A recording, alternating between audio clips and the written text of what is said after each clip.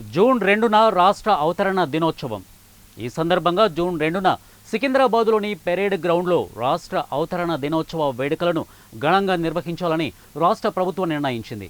అయితే ఈ వేడుకలు నిర్వహించేందుకు రాష్ట్ర ప్రభుత్వం కేంద్ర ఎన్నికల సంఘం అనుమతి కోరింది.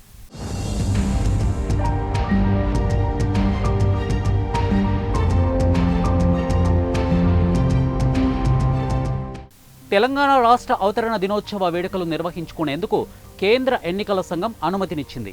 ఈ నేపథ్యంలో రాష్ట్ర ప్రభుత్వ ప్రధాన కార్యదర్శి శాంతికుమారి అధికారులకు ఆదేశాలు జారీ చేశారు. వేడుకలకు సంబంధించి ఏర్పాటు చేయాలని ఆదేశించారు. అదేవిధంగా ఆ రోజు గన్ పార్కులోని ఉన్న అమరవీరుల స్తూపం వద్ద ముఖ్యమంత్రి రేవంత్ రెడ్డి నివాళులు అర్పించనున్నారు.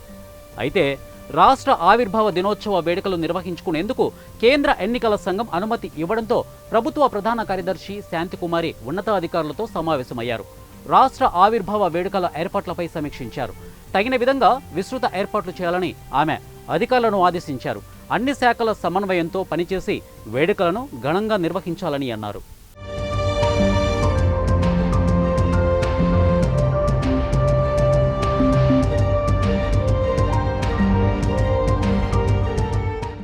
వేదిక వద్ద ఎలాంటి ఇబ్బంది కలగకుండా ఏర్పాట్లు చేయాలని ఆమె అధికారులను ఆదేశించారు.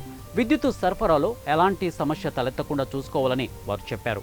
వేదిక వద్ద ఎలాంటి ట్రాఫిక్ జామ్ కాకుండా ఉండేందుకు చర్యలు తీసుకోవాలని, వేదిక వద్దకు ప్రముఖులు వచ్చిపోయే సమయంలో ఎలాంటి ఇబ్బంది తలెత్తకుండా ఏర్పాట్లు చేయాలని ఆమె అధికారులను ఆదేశించారు.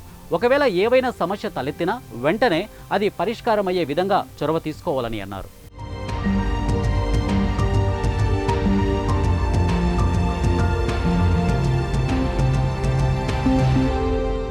రాష్ట్ర అవతరణ వేడుకలకు ఈసీ అనుమతి.